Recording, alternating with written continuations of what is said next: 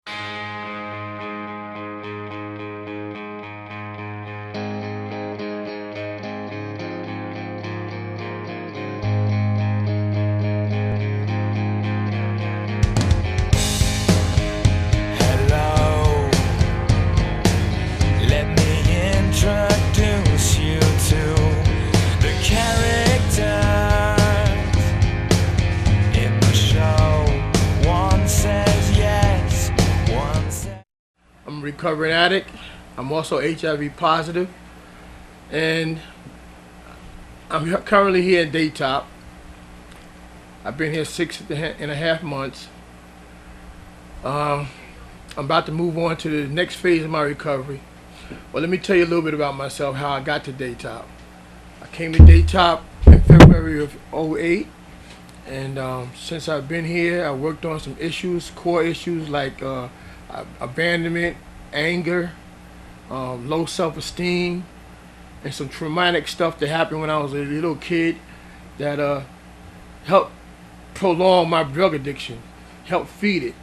I worked on those areas throughout my treatment. I have 2 children who I love dearly, but I wasn't a big part of their life as when they were growing up. So I carry a lot of guilt behind that because I wasn't there for them. I try to be there as much as I can now. You know, I talk to them, I tell them I love them. They know about my addiction, they know about my secondary disease also. They're very supportive. You know, my job before I came here was I was a truck driver, a garbage truck driver, and my addiction was, I got so messed up, caught up in my addiction that my boss told me that DOT wanted everyone that worked for him to be drug tested. He gave me a 2-week window period to clean it up, and I couldn't even stay clean, even knowing that the test was coming, and he had to fire me because I gave him a dirty urine, and the job was paying me $20 an hour. You know, he was a good guy. He helped me out all the time. If my rent was past due, he would loan me money to keep my rent up. Car insurance. I mean, I had a great boss. People always really took to me. You know, I'm a people person. Always had great jobs.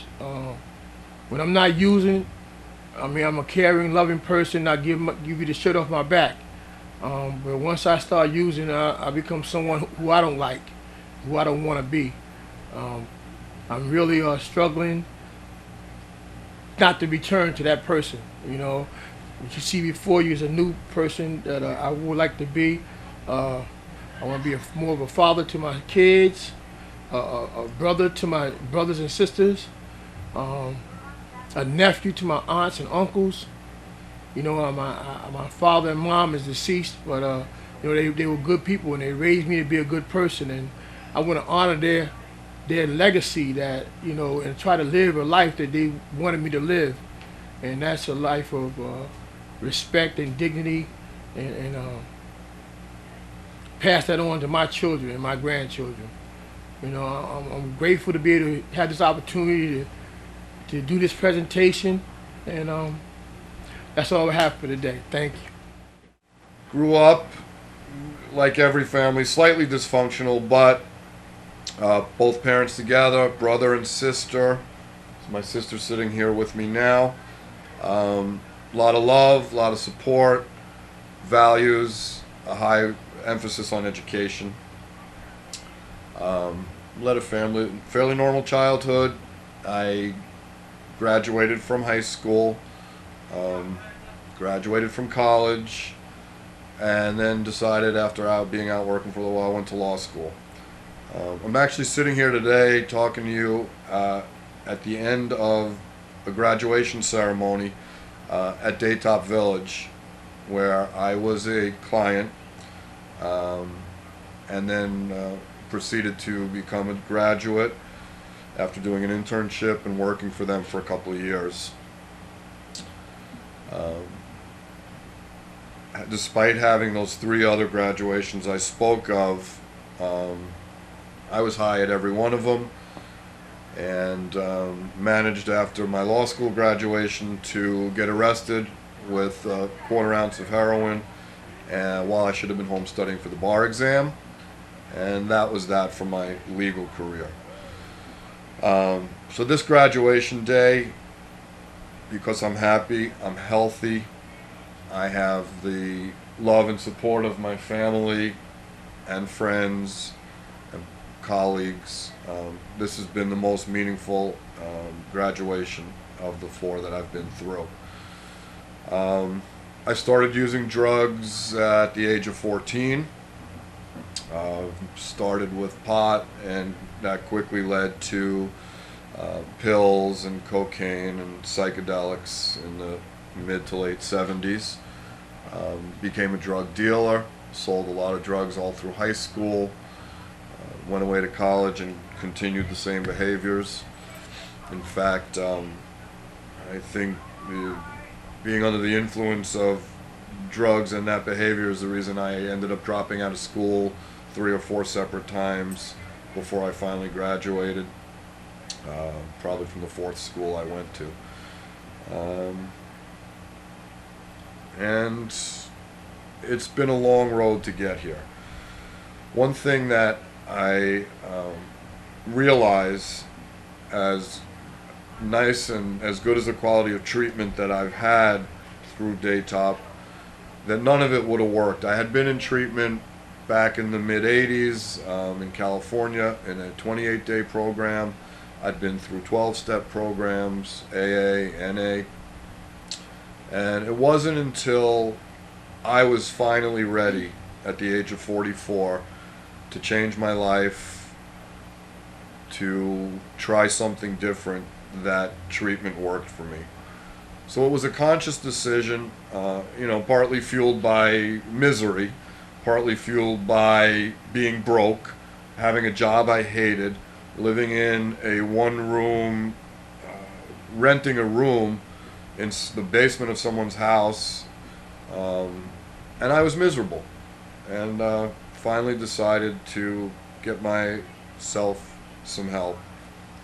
And I guess because maybe I was so miserable, or maybe I had just had enough, I was able to stay focused enough and have enough willingness and motivation that now I'm going on 3 years clean and sober. My addiction not only affected my life, caused me pain, but significantly affected my family relations and my family.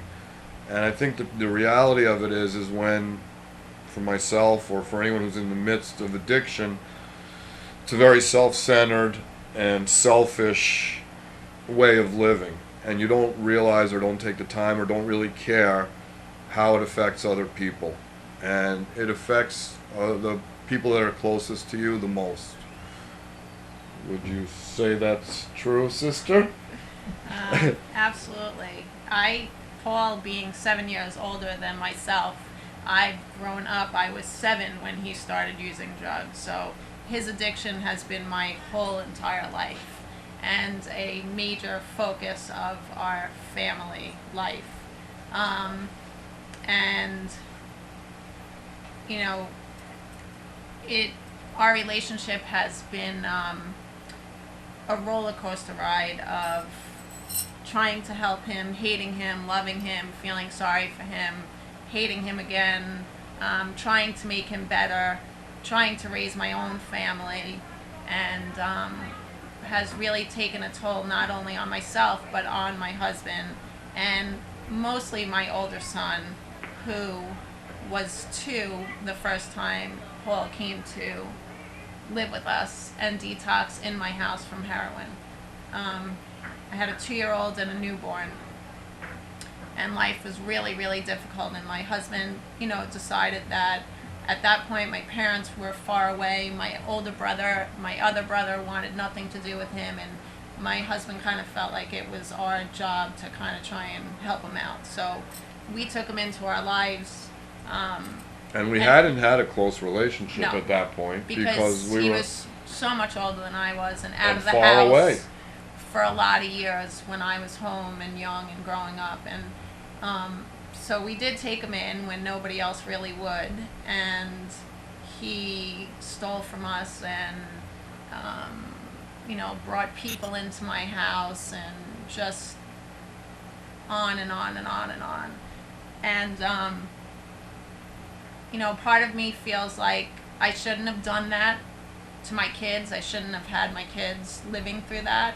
But part of me feels my son's going to be 15, and he has lived through my brother's addiction, and I think that might be the one thing that keeps my son sober for his life. Just living through it and seeing what it has done. It was difficult. It was really difficult, and that for a lot of the times I hated him. I hated what he was doing to himself.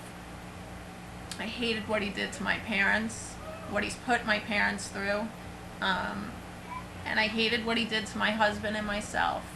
And I think for us, the final straw, the one positive thing I think his addiction did was it sent me to school, and I got my degree. I am an alcohol and drug abuse counselor by trade. So that was a positive thing, and I feel like, I probably wouldn't have followed in that path had it not been for him. But, the final straw for my husband and myself was coming home and finding dirty syringes hidden all over our house with 3 young children. And at that point, I was done. My husband was done, and we vowed to never let him see my kids again. And now, like he said, he's graduating. We're here, obviously. 2 of my children are here with us. And I'm very proud of my brother. I think he's come huge, tremendous way. And just, what our relationship was then and what it is now is 180-degree difference. Night and day. And probably had it not have been for Susan and my brother-in-law, I probably wouldn't be sitting here today, going on 3 years clean, being a graduate of Daytop and working in the field either. Don't even know that I'd be alive at this point. I was in bad shape, and even after all the heartache I caused them and myself, they were always there. As much, even though she says they hated me, I guess we were brought up to understand the value of family. And even though addiction crept into what was otherwise a normal, so-called normal and healthy family, they understood the value of support and help, and were always there for me. And I think without them, I wouldn't be here today. I'm 24 years old, and I am an addict. I guess my addiction started early. My mother was a crack cocaine addict, and growing up, I watched her getting high and leaving us, constantly running, and it hurt me. It hurt me a lot. Watching her get high kind of set the tone for me to believe that it was okay, and I picked up. I picked up at a very early age, and that age was 11 turning 12 years old. I had a 21-year-old boyfriend who was into cocaine. Before I tried pot or alcohol, I tried cocaine. It really, really took its toll on me. From cocaine, I went to acid. From acid to angel dust. I mean, you could call me an addict, but I call myself a garbage can. Whatever you had, I did it. If I didn't know what it was, I did it anyway and told you what it did. I picked up heroin at 15, and I started injecting right away. I started using IV right away. And I found the love of my life, the thing that was missing, that piece that was missing from inside me. And heroin and crack both took me to places that I never thought I'd ever go. Homeless, no family, no one to turn to, no food, nothing to eat. I mean, no shelter, just running on the street from crack house to crack house, to shooting gallery to shooting gallery. Due to my usage, I am Hep C positive, and that really takes its toll on me. I was with a boyfriend, and he didn't tell me he had it. We were sharing needles, and then once I went to the doctor, and he let me know, he told me he told me he had a Hep C, and he just blatantly forgot to tell me. So I live with a lot of demons today. I've been in and out of treatment since I was 15 years old. Started in Phoenix House, adolescent program, split that. I was the type that couldn't spend 2 weeks in a program. I have been in over 20 programs itself. I am a recovering addict. I believe I'm a beautiful person. I'm strong, determined, and I'm a human being. I'm not a crackhead. I'm not a whore. I'm not a prostitute. Those things are in the past. Those things are some of the things I've done to get my drug, but that does not determine who I am. I started using Percocet and Oxycontin at age 16. I was stealing it from my grandparents and just kept on doing that for a while. You know, I had it pretty much mapped out what I could take every single month, and if I got short on that, I'd go to Vermont and hook up there. So you from a small town? Yeah.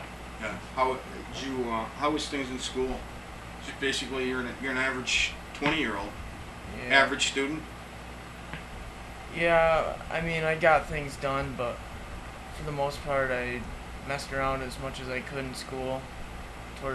After 9th grade, I really messed around. Skipped as much as I could. Basically, just didn't want to go anymore. And if I did go, I would always make a trip to my grandparents' house in the morning. Say I forgot my hat over there or something, take a few pills, crush them up in the school bathroom before I got there to first class in the morning. And that's how I started my day off. I would smoke quite a bit of pot back then too. So would you start doing first pot? Or? Yeah, I started smoking pot when I was 14. Used to smoke like a half ounce a day. How long you been clean, sober? Just short of 4 months. Congratulations. Where would you be if you weren't here at Daytop? I'd probably be dead. Maybe some people would be looking for me in a ditch or something like that. Before I got arrested, I was just started shooting up heroin. Shot up, I don't know, the first time I shot up like 12 bags in about 15 hours. Yeah, so I liked it a lot, definitely. First time you used it, you liked it? Yeah, I mean, it wasn't the first time I used heroin, but it's the first time I shot up anything. And the first time you shot up, you were off to the races? Oh, yeah. Found something you liked better than pot? Yeah. Well, I had quit smoking pot a couple years ago. I was working out of my union and stuff, and I failed the drug test for it, so I quit right there on the spot. Opiates, mainly, just Oxycontin, fentanyl, heroin when it was around. I was getting pretty desperate. I mean, I was making good money. I was making like 20-something bucks an hour and still couldn't support my habit. Slacking off in my work. And, you know, I was bringing home maybe 800 bucks a week probably, and still couldn't support nothing. 21 years old. I'm from Whitehall, New York. I have 2 children, and I'm a proud parent. Okay. And what brought you here, Seth? Drug addiction, And what drug? ecstasy. Okay. How old are you? I am 21. 21. How long you been doing drugs for? Since I was about 13 years old. Since you were about 13. What got you in here? How'd you get here, and where would you be if you weren't here at Daytop? If I wasn't here at Daytop, I'd be in state prison. What got me here was a burglary charge. One night I got real intoxicated off alcohol, and I broke into a bar with the intent to commit a crime, and I got arrested. Court date kept getting put off and put off and put off, till finally this summer I violated probation for dirty urine, and they offered me this program. And how long you been here? I've been here a little over a month. And how long is the program? The program is 6 to 9 months. Sir, are you considered like a young member? Yes. Okay. How's it been since you've been here? At first it was a little hard, getting adjusted to it, and but once I got the hang of everything, just doing the right thing, focusing mainly on myself, it's going good. And you said you have kids? Yes, I have a 3-year-old daughter and a 1-year-old son. How do you think your addiction affected your kids? Or how did your addiction affect you, which indirectly affected your kids? Because I know when I was out there, I would have visitations with my daughter, and I put her on the couch and put in a video.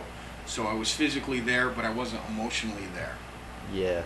Well, from about December to June, I stayed home with my kids, and I watched them when my ex-fiance, she went to school, and I pretty much let them play with their toys, but in that meantime I was sneaking off to the bathroom, doing drugs, drinking. Well, I've enrolled into a parenting program here. It's 15 weeks long, and basically we go by different classes each 15 weeks. We just did one on guilt and shame, and guilt is something you've done that you feel bad about, but shame is something that maybe you haven't done, but you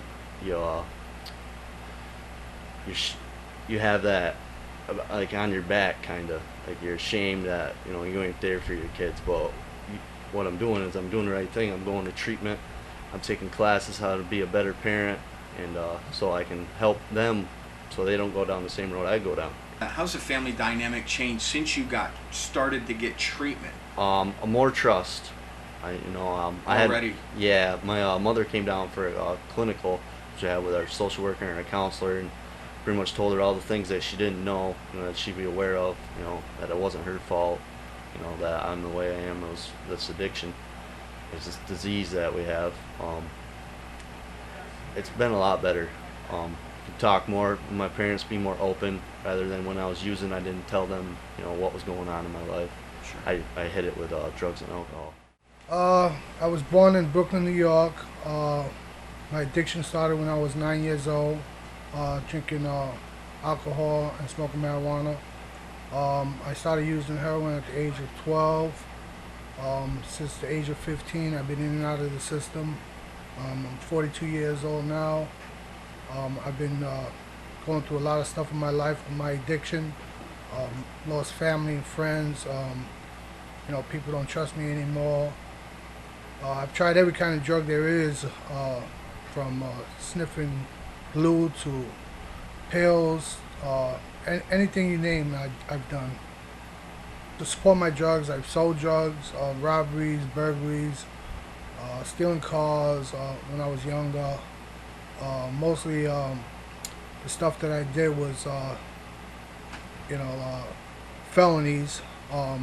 I never really had much misdemeanors. Everything I did was, pretty high class as far as, felonies go.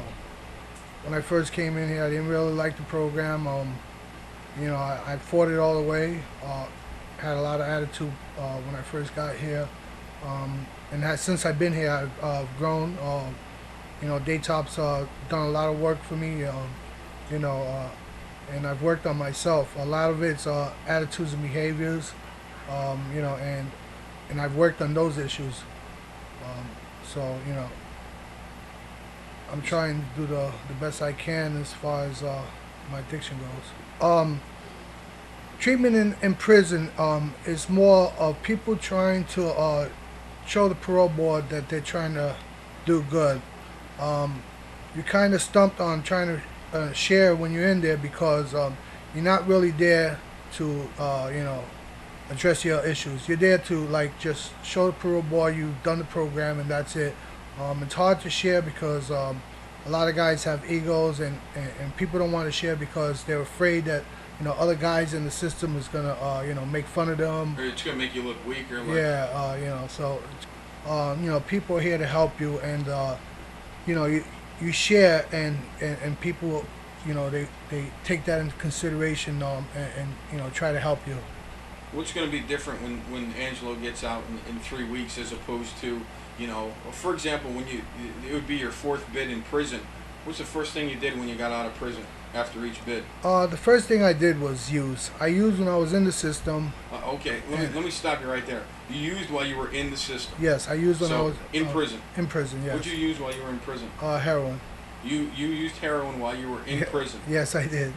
Wow. It's pretty expensive, Costs a little more inside than it does outside, but it's still available. You don't get as much as if you was out in the street, but there's guys that do get the drugs in there, and you get it and you buy it, and the only thing you're kind of like worried that they're gonna do a random drug test on you or somebody's been telling you. For me, that never happened. And you were in. What was your total time in prison? I've got like 22 years in and out of the system. I just did 5 years. Came home. The first thing I did was go home with my girlfriend.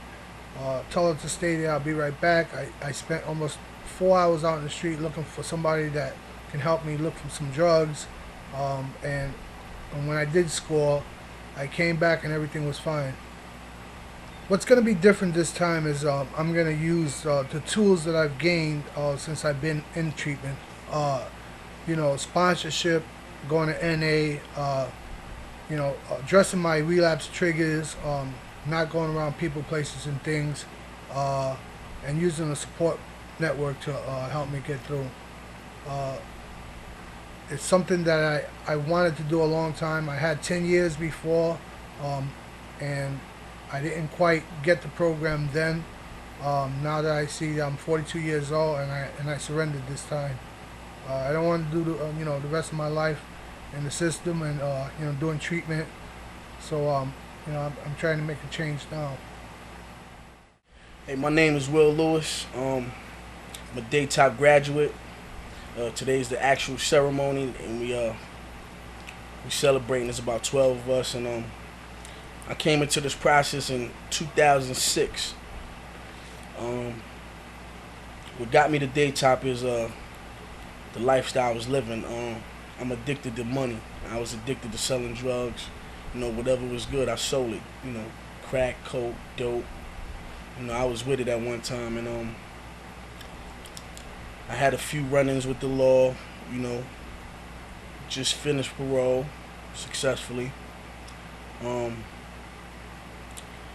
Daytop is a beautiful thing, man.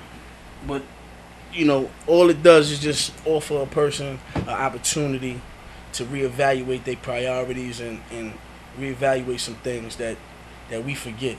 Because life, in life we deal with learned behaviors. Like, at home when we kids, our parents instill things into us, and that's how we grow up. And then when we hit the streets, everybody picks their own path. So like Daytop, they just give you time to relax and really focus on your morals, your family, your self-esteem, and everything. And I had to do the work though, and it was a journey. It was a transition because I was forced to be around a different type of environment that I never been around before. Like in jail, the difference between jail and the program. All right, in jail, you doing your own program. You bidding how you want to bid. You know what I mean? Wake up when you want to wake up. Fight for the phone, TVs, whatever. Go to the box. Got dudes, bang. You got friends. So you bidding how you bidding. In the program, it really makes you address issues for yourself, along with other people that's around you. Like like how you neglect your family. How you neglect yourself. You don't love yourself. You don't love nobody else. You're selfish. And all these things ain't intentional. When you run in the street getting high, selling drugs, it's not like you don't love your family. You just out there. You know what I'm saying? So let's just give you time to really put things in perspective. And I was afforded that opportunity. And I can say today that I'm grateful for that, man. I mean, I still have, crazy thoughts, because that's who I was for a lot of years. I always think of a way to get money, do this, do that, But at the end of the day, I don't react on those thoughts anymore. You know. But it's normal to have them type of thoughts. If you smoke crack for 20 years, you're gonna have some type of urgency. You might smell something, or something might trigger it. But it's the way you respond. See, that's another thing Daytop teaches you. They teach you how to respond. You know, like to many different things, like just the way you react, your attitude, your overall attitude, your thought process. So I mean, bottom line, you get what you put in, man. And that's about it. Today I got my family back in my life. I'm trying to be a better father to my son, which is 8 years old. I'm trying to be a better son to my father, a better brother to my brothers and sisters. And it's still a struggle because I'm learning these things all over. I'm learning how to love myself.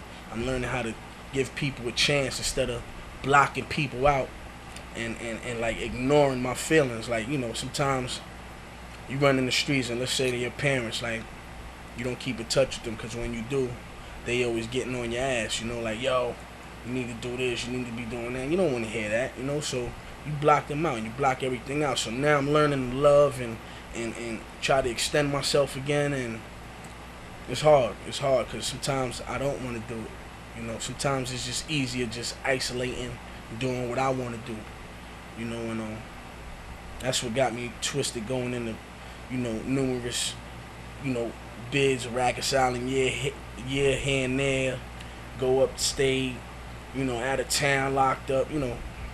That shit is like, it's repetitive, man, and it's like, if you think that you're gonna do the same thing again and get different results, I'm gonna tell you you're crazy, man. I'd rather be home right now, you know, just complete a parole like I said before, and today I'm happy. I ain't gotta look over my shoulder. Still go back to my neighborhood. I'm from Lower East Side. Hi, I'm Anthony Fulton, and I'm an addict. And I just like to say, you know, crack, cocaine took everything away from me. I've been using for 25 years. This is the first time that I'm seriously in recovery. It's a good feeling to be clean.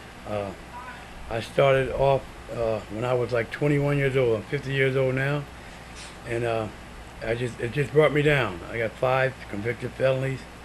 I have a bachelor's degree in human service, and you know, the disease don't care about that. I work with kids, I work with old folks, I work with young people out of school, teaching them how to do the right thing in life. And all the time I was being a phony, I was a hypocrite. I used to work with the kids, and then I used to go back to my house and get high. And it just was, you know, God don't like a hypocrite. He's gonna take you down. And I took myself down, you know. And like I said, I went to numerous programs, but I always played the game. Always said I thought I was smarter than the counselor, thought I was smarter than the rehab. Came right back out and fell flat on my face. And just using drugs, you know, that whole life, using crack cocaine, just take your soul. Took me away from my family. It took me away from my friends. It took my jobs away from me. It just takes, and it just takes more. Right now, I've been in Daytop for 5 months, and you know, before I got here, I wanted help. I have a 4-year-old son, and you know, he needs me out there. But that didn't really get me clean either, because when he was born, I just kept using. So what got me to come clean was myself. I said, I need help. I need help bad, and I reached out to Daytop, and I'm getting help. And I'm always remember that I have to keep up front that the disease will try to kill me. It's just like having cancer, having diabetic. I'm a diabetic also. If I don't take my medicine, I die. So if I don't take my medicine for being in recovery, which is going to meetings, being around support people, all the time, keeping up front, I gotta be vigilant, watching out for people, because you know, people don't care if you're in recovery or not. People in the streets don't care, but people who's in recovery, they care about you, and they want to see you do the right thing. And I want to see I want to do the right thing in life. I have a beautiful wife, and she's been behind me, been with her for 8 years, and you know, it's time to let her know that she got a real man coming home to her. I'll be home in another month or so, and I plan on going back working with kids. Definitely have to go to meetings. I always say you have to go to meetings. No, I have to go to meetings. That's what the bottom line is. Whether I like it or not, that's my medicine. I need to be around people that's doing the right thing. once again, crack has destroyed me. It tried to destroy me. By the grace of God, I got another chance, and I'm going to take advantage of this chance. I don't have no more times. I'm at the point in life where I do not have another run. None whatsoever. And I feel proud of myself today. Before, I didn't love myself. That was the whole key. I had low self-esteem. So I try to buy love with drugs and try to cover up all these feelings. And that wasn't me. That wasn't the real me. So now this is the real me, and I just feel good about myself today. And I'm proud to be in recovery, and I'm proud what Daytop has done for me. Thank you.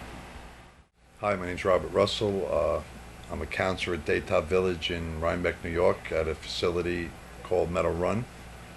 I was fortunate enough to come through Daytop in 1999. Daytop saved my life, or I should say allowed me to save my own life. I started doing drugs, you know, through peer pressure like everybody else, drinking at 12 with my friends, smoking weed, tried pills, acid. In 1972, I enlisted in the Marine Corps, figuring maybe I'd get away from the neighborhood and the drugs, but at that time, as you might well know, there was a lot of drugs in the military. That's where I fell in love for the first time. I tried cocaine, and it was love at first try, and it took me 27 years to stop. Came home from the Marine Corps with a cocaine habit, got married, went to work, cocaine on the weekends, and then it was cocaine on the weekends and Monday, then Tuesday. And I walked this line for many years. In 1987, I lost my brother, who was my best friend, to the virus. He was a police officer, and after his death, whatever restraints I still had left went out the window. I tried crack the first time in 1988. I spent the next 6 months working, smoking crack, and each day it got worse. Within 6-7 months, I was homeless. I was living under the boardwalk in Coney Island with other crackheads. I met my son's mother during this time. She tried to help me, but she really couldn't. And when my son was born, she said I needed to get some help, and I went into my first program. See, but I wasn't ready. I didn't want to stop. I really enjoyed smoking crack. No matter what it did to me, I became a survivor in the street. I learned how to eat and get clean when I could, you know, showers, whatever, fire hydrants. I just stopped caring what I looked like, whether I lived or died. I've spent most of the 90s in prison, either being sentenced and violations of probation and work release. And I did a 9-month parole violation, and I got arrested December 25th, 1998, Christmas Day. And I spent 9 months. And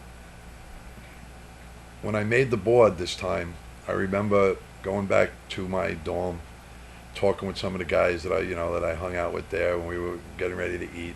And I actually said, I hope the next time I get arrested, I can work in Fishkill and industry, and because it's a good bid to do. And I knew that if I got locked up again, I was going to do 7.5 to 15, probably not make the board, and I just didn't sit right. So I decided I needed another program. Being I had been in other programs, the only one left for me was Daytop. I walked into the doors July 27th, 1999,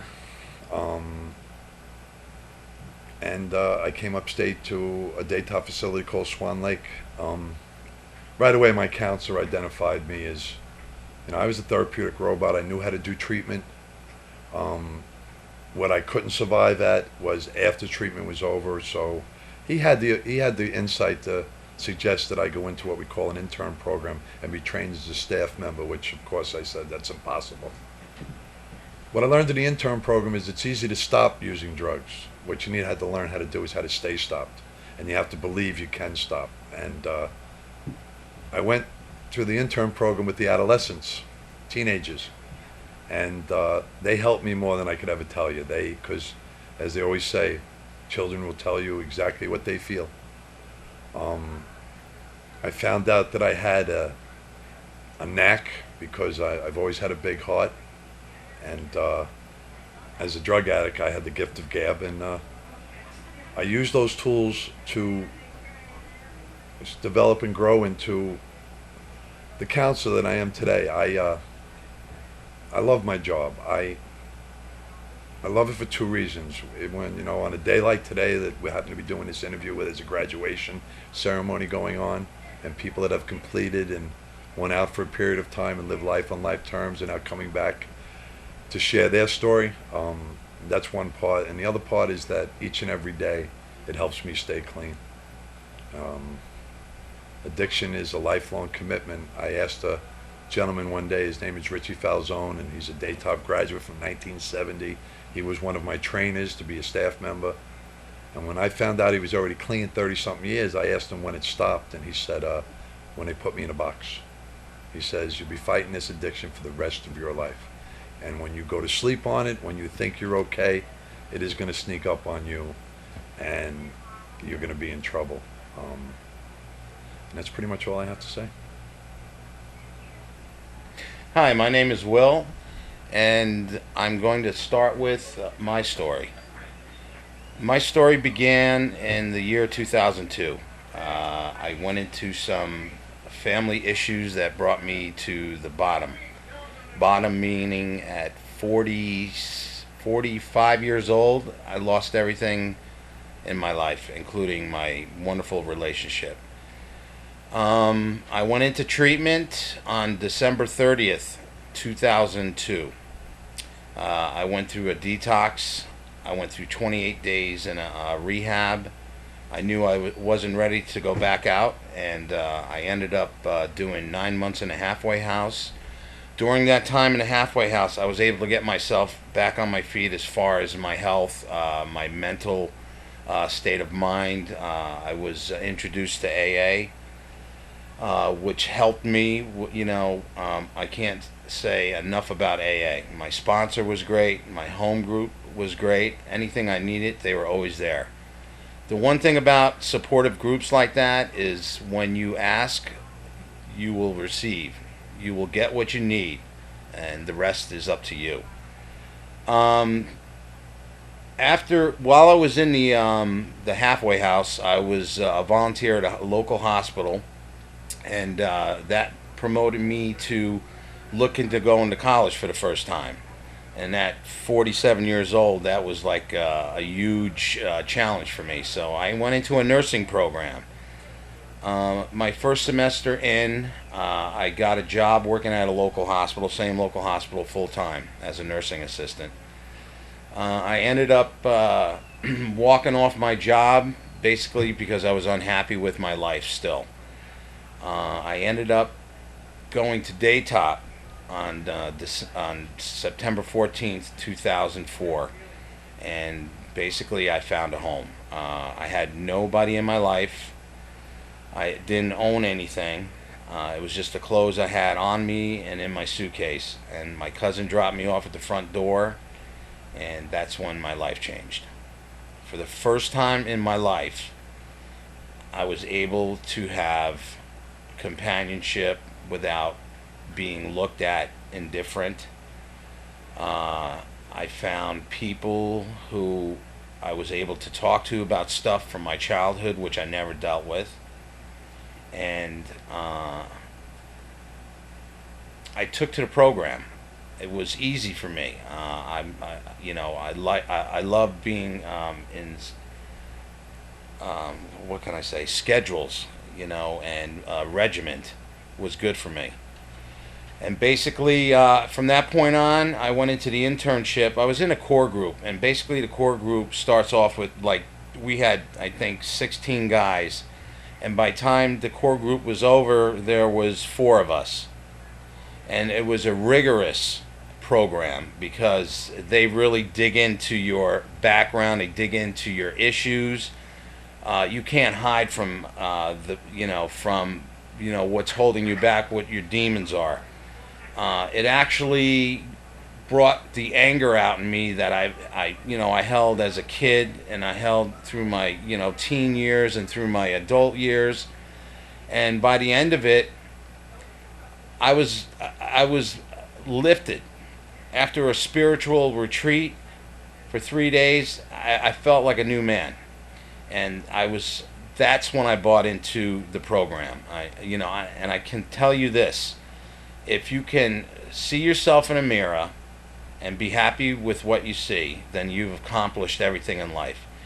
It's not money, it's not relationship, it's being at peace with yourself. And I found that at Daytop. Eventually, I was hired on as staff in December of '05, and during the course of my internship, I gained over 350 hours of KSAC training, which led to me gaining my KSAC T. At this point in my life, I have over 450 hours of KSAC trainings. I'm right now in a training for family counseling, the Mnuchin training, which is a very simple counseling for families to get together, and it helps me with my guys here, with bringing them in for their family sessions. And I'm always going to trainings that I think I need. I'm going to sit for my KSAC in the summer of '09, and once I do that, I'm going to go back to college and hopefully finish my RN and have both sides of the coin, as you could say, healthcare and also taking care of people in recovery. And basically, I want to thank Dean for allowing me to talk to everybody out there, and all I can say is, if you need help, get help, because the road is dark and lonely if you don't do something for yourself. And thank you. Hi, I'm Nick Garrity, 20 years old. I'm an addict and an alcoholic. I started doing cocaine and drinking heavy when I was 17 years old. I grew up in a small town, Salem, New York. I started out partying with my friends, ended up partying by myself. I started stealing cars, motorcycles, four-wheelers, support my habit.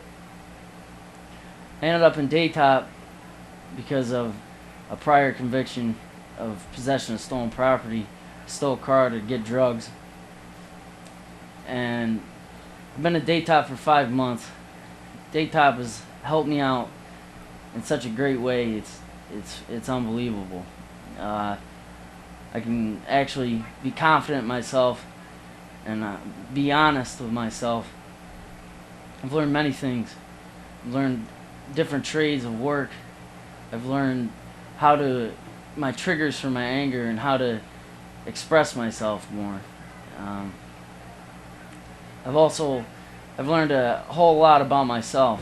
I've learned more about my hurt and pain and what bothers me and what causes me to drink and what caused me to do the things I did.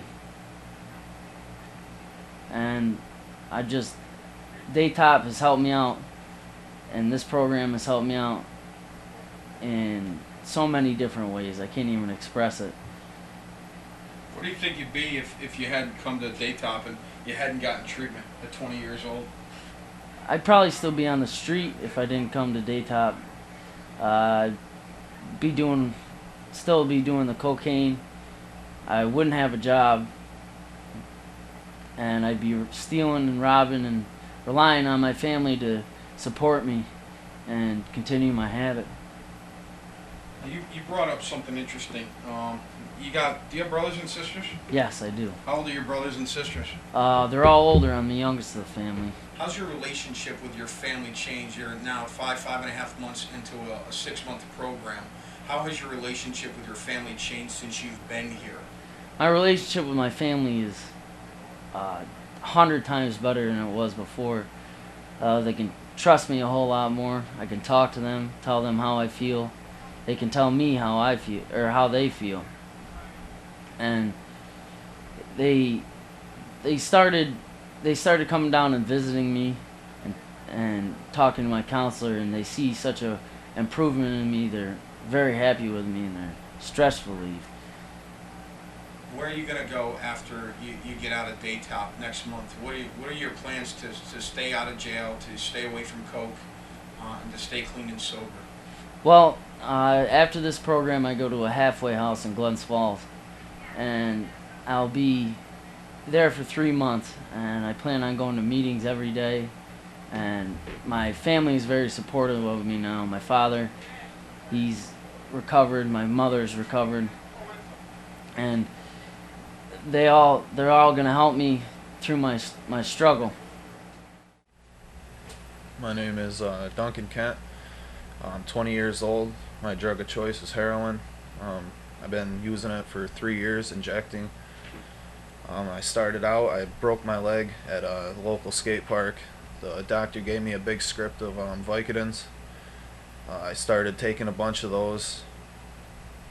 Once those were gone, I moved up to like methadone and stuff, Oxycontin, fentanyl, morphine, just about everything in the opiate category. I've been in jail 3 or 4 times because of it. I've been arrested in New Jersey for possession. I was going to New Jersey, getting a lot of it, bringing it back up here. I ended up getting caught, bringing it back into the state. I went to jail for that, got put on probation. Then I violated probation, went back to jail again, got out, went back to the same stuff. Then they put me back in jail again. After jail, I started going back to the same stuff, went back down to New Jersey, ended up getting caught down there, coming out of the projects down there. They took me in, booked me, impounded my car. They dropped me off at a local bus station. I had to take a bus from there down to Manhattan in New York City. I slept on the sidewalk for the night. Then the next morning, got a bus ticket for Greyhound and went home. I'm here at Daytop for criminal sale of 2 firearms, burglary in the 3rd, and grand larceny in the 4th. If I complete this program, it'll all get dropped to 1 misdemeanor. Just pretty much everything has been because of heroin. I wouldn't have a record for heroin or for anything. It's all because of heroin. It destroyed my life. My family doesn't trust me anymore. I see a lot of changes. I used to just blow up on people. Like when someone would confront me about my drug use, I'd just flip out on them for no reason. Like my mom would ask me questions. I used to just go off on her for no reason. I learned how to deal with that. Honesty is a big part of it. I used to lie about everything. And now it's just everything's about being honest. What did you do before you came in here? Your occupation? I was a laborer for an electronic recycling plant. I used to get high there all the time. I'd go in the bathroom, shoot up in the bathroom, come out. I mean, everybody knew I was on something, but nobody knew what. I'd be on break with my boss, my supervisor, and I'd be out there like nodding out and just falling asleep smoking a cigarette. I want to get a better job when I get out. I'm planning on going to college after I started doing opiates and stuff. And then he came up for, they call it a clinical visit, where you sit down with your counselor and a psychiatrist and they talk. And your family pretty much tells you how it's affected them. And my dad had no clue that I was doing opiates. So when I had to come forward and tell him that I've been shooting heroin for the past 3 years, I mean, it kind of screwed him up in the head, because he had no clue. He thought I was just smoking pot and drinking. So when I told him that, it was a big shocker. But I mean, it feels better to be honest and let him know what's been going on. Well, if you're a opiate user, you pretty much you have to have it. Like I always used to say, I'd rather be dead, or if somebody handed me a syringe with so much dope in it that I knew I was going to overdose and die, I would have rather have done that, just so that I could get the rush and feel better just until I died. Because the sickness from dope withdrawal, it's crazy. You can't sleep, you're puking, Like you just can't function without it. You have to have it to live. And someone who's using opiates, they're gonna do whatever they got to do to get that. It's not because they want to do it necessarily. No. It's because they have to do it. Yeah. My name is Ray Lenahan. I'm the managing director of the Meadow Run campus of Daytop Village. This is a 6-month intermediate program. For the most part, our primary referral source is an initiative called Road to Recovery. We do almost totally direct intakes. We take in people from jails. Some of the counties have the opportunity or the choice to utilize the Willett program, which means that they go to a boot camp type shock program prior to them coming here. So they spend 3 months there, 6 months here, and then they're required to go to a halfway house designated by the respective county. And they also have to do an aftercare, and they have to continue their obligation to the drug courts from each of their counties. My name's Maria Fuse, and I'm the director of our Feelings Department. Our Feelings is a supportive service within the TC environment. Residents who have difficulty identifying, verbalizing feelings are referred to our Feelings workshop, and we use art as a tool as a therapeutic tool to help them to open up and begin to feel their feelings and to work through them. I have different groups that I do. I see residents when they first come in the house. Very often, these residents, they're very damaged when they come in. They have all these feelings that are going on within them, and they're no longer able to medicate them. So when they come in, they're to the workshop. It's a way for them to begin to release these feelings and begin to work on them. I also see residents in the middle that are in middle peer around 2 to 4 months, and they come for a 6-week cycle. We use art, we use abstract expressionistic art, which is just lines, stabs, splatter, shapes. The colors that they use, and through the brush stroke, they release the art onto the paper.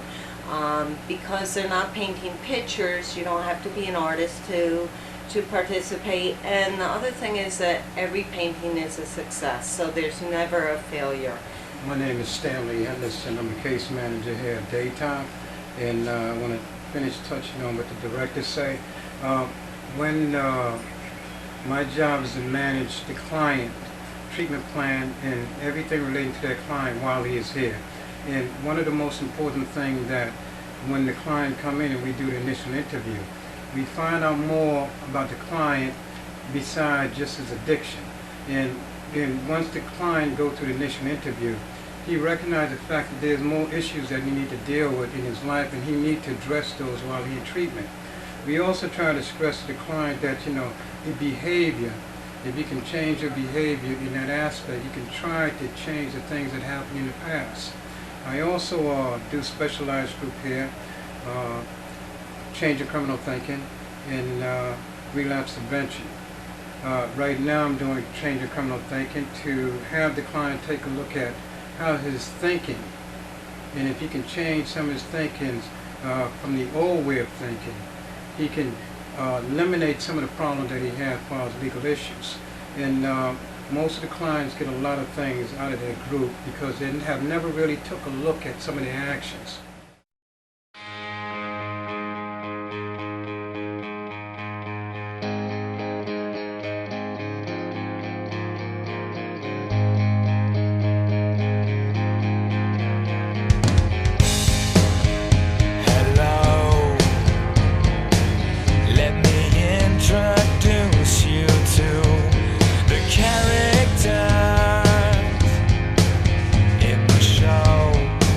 Says yes.